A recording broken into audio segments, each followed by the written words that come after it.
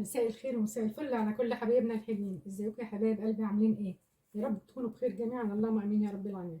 طبعا انتوا عارفين بقى يا حبايبنا الجو اللي دول تلج زي ما انتوا شايفين كده، فاحنا قلنا بقى ايه ندفي الشقه. نعمل ايه؟ قلت اعمل شويه قرصتين كده، قرص من قرص الفلاحي الطريه. عايزه اقول لكم احنا بنعمل قرص روعه. عملت شويه قرص كده فلاحي كده شويه بعجوه زي ما انتوا شايفين كده يا حبايبنا، وعملت شويه ساده. القرص طالعه بسم الله ما شاء الله. عايزه اقول لكم ريحتها كانت جايبه اخر الشارع، شويه قرص زي العسل. اهم حاجه يا حبايبي ان انتوا بقى تتابعوا معانا الفيديو للاخر، وما تنسوناش في الشير واللايك وعلامه الاشتراك. يلا بينا يا حبايبنا نقول احنا عملنا شويه القرص العسل دول ازاي. نسمي الاول يا حبايبنا ونصلي على سيدنا محمد وعلى اله وصحبه اجمعين صلى الله عليه وسلم. طبعا ما ينفعش يا حبايبي ان انا اعمل اي فيديو غير مع عصافير الحلوين ويقولوا لكم صباح الخير. فدلوقتي عصافيري بيصبحوا عليكم. بصوا بقى حلو كويس. انا اول حاجه طبعا بعمل العجوه زي ما انتم شايفينها كده. انا العجوه عاملاها بالسمنه اللهم صل على النبي والسمسم، وعجناها كده وعاملاها دوائر كده على اساس تبقى جاهزه على القرص على طول كده. الحاجه شغلنا ما ياخدش معانا وقت. وصينيتنا مدهونه دهنه بسيطه قوي زيت، ومجهزاها برضه. كل ما تظبطوا حاجاتكم يا حبايبنا هتلاقي شغلكم ماشي سهل خالص. معايا زي ما انتم شايفين كده يا حبايبي دولك 600 جرام من الدقيق. يعني انا لقيت بصراحه لقيتهم في الكيس فوزنتهم لقيتهم 600 جرام، فقلت هعملهم كلهم زي ما انتم شايفين كده. اول حاجه يا حبايبي هننزل طبعا الاول بمعلقه اللهم صل على النبي، بنص معلقه صغيره ملح اهي.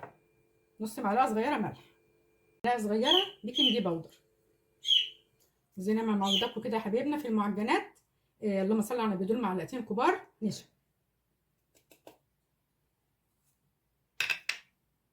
معلقتين كبار لبن بودر.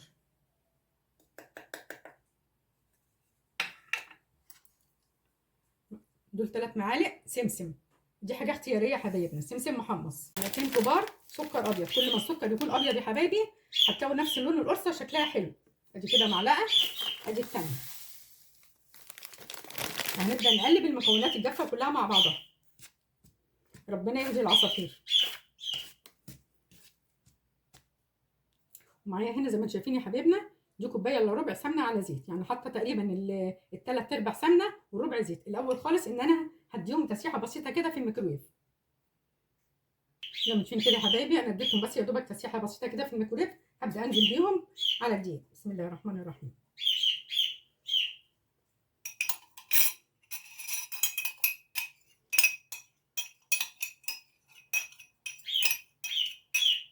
وهنبدا كده نقلب السمنه مع معلقتين الزيت اللي احنا حطيناهم مع الدقيق. بقى هنا كده يا حبايبنا زي ما شايفين كده ربع كوبايه ميه دافيه، دي طبعا عشان احنا هنخميره. هنزل عليها بمعلقه كبيره سكر. بسم الله الرحمن الرحيم. معلقه كبيره سكر. طبعا عشان احنا في الشتاء هنزل بمعلقه كبيره وربع خميره فوريه، يعني ما يعادل 10 جرام خميره فوريه زي ما انتم شايفين كده يا حبايبي.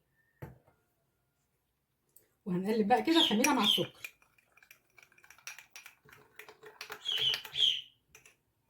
احنا بس عشان تتاكدوا ان الخميره شغاله.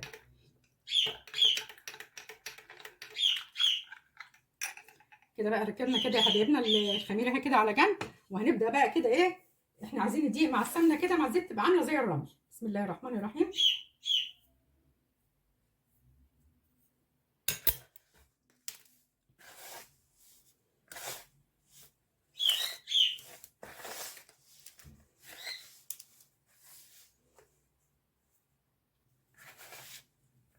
بصوا على فوق ايديكم كده يا حبايبنا اهو، بتدوا له كده بس خفيفه. احنا عايزين بس كله كده يبقى عامل زي الرمل، تحسوا ان الدقيق كله دخل فيه في قلبيه السمنه.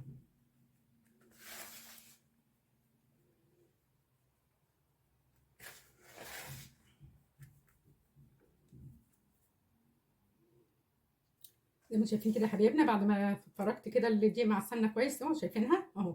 هبدا بقى كده الخميره هتبدا تفور. هبدا انزل الاول بالخميره. بسم الله الرحمن الرحيم. زي ما شايفين كده الخميره بتاعتنا اهي ناجحه والحمد لله.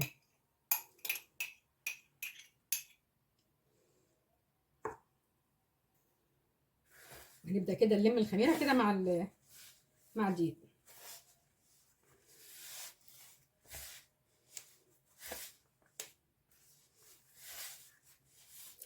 بصوا بقى كده يا حبايبنا انا معايا هنا ده لبن رايب. لو ما عندكمش لبن رايب يا حبايبنا بتجيبوا اللبن وتحطوا عليه معلقتين كبار زبادي. يكون اللبن دافي يا حبايبنا، تحطوا عليه معلقتين كبار زبادي وتركنوه مثلا كده حوالي ساعه، هتلاقوا اللبن راب منكم. مفيش زبادي ممكن تحطوا تدفوا اللبن وتحطوا عليه معلقه صغيره خل. انا هبدا كده بقى انزل زي ما هياخد، هبدا كده انزل بسم الله الرحمن الرحيم، اقلبه الاول. هبدا انزل الاول باللبن الرايب بسم الله الرحمن الرحيم. هنزل حاجه حاجه لان من دي لدي بيفرق. العجينه دي يا حبايبنا بتتعجن مش بتتبس، يعني مش بتتلم. عجينه القرص الطريه بتتعجن عجنه كويسه. هبدا كده الاول اعجن ونشوف احنا هتاخد مننا دي لبن رايب قد ايه. بسم الله الرحمن الرحيم.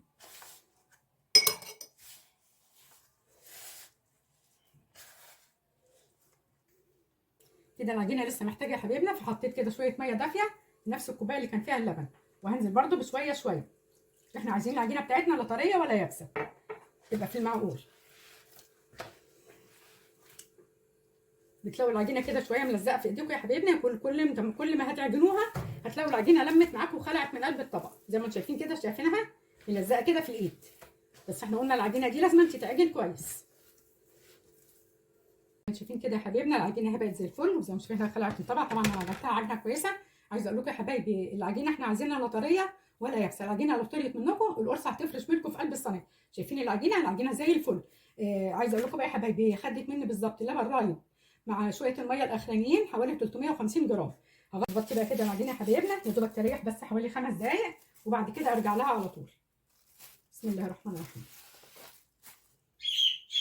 ادي كده يا حبايبنا اهي العجينه يا دوبك انا سبتها 5 دقائق بالظبط كده زي ما شايفين اهي.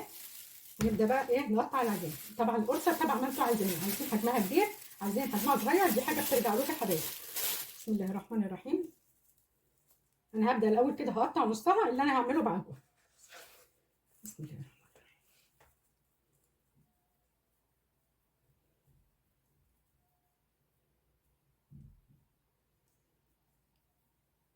بصوا كده يا حبايبنا اهي قد البيضه اللي هي الصغيره مش الكبيره اهي.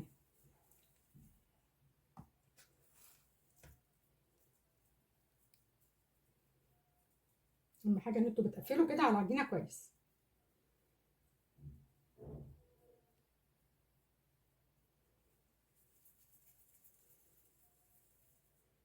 هقطع كده نصها الاول وارجع لكم. زي ما انتم شايفين كده يا حبايبي انا قطعت الاول على قد ابو عجوه اللي انا هعمله، والباقي كده اهو زي ما هو. هنبدا بقى الاول كده نغطي الاول برده العجينه بتاعتنا يا حبايبنا. ما تسيبوش ابدا العجينه متعديه على اساس ان وش العجين ما يشققش او ينشف. حبايبنا اول واحده انا كورتها.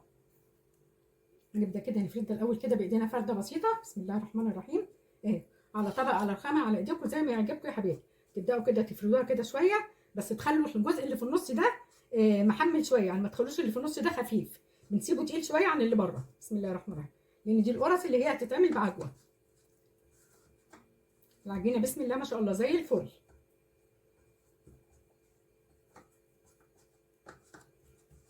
دي كده بقى العجوه بتاعتنا طبعا عشان احنا عاملينها جاهزه، يعني عاملينها ومجهزينها فمش هتاخد معانا وقت. بنبدا كده نحط القطعه بتاعت العجوه كده في النص، وتبداوا تلموا كده يا حبايبنا اهو. مش عارفه الموبايل مبين ولا لا اهو. تبداوا كده تلموا على العجينه. بسم الله الرحمن الرحيم اهو زي ما انتم شايفين كده يا حبايبي اهو. وتقفلوا عليها كويس اهو شايفين اهي. نبدا بقى كده نقلب القرصه اهي. بسم الله الرحمن الرحيم. ونضغط عليها ضغطه بسيطه اهي.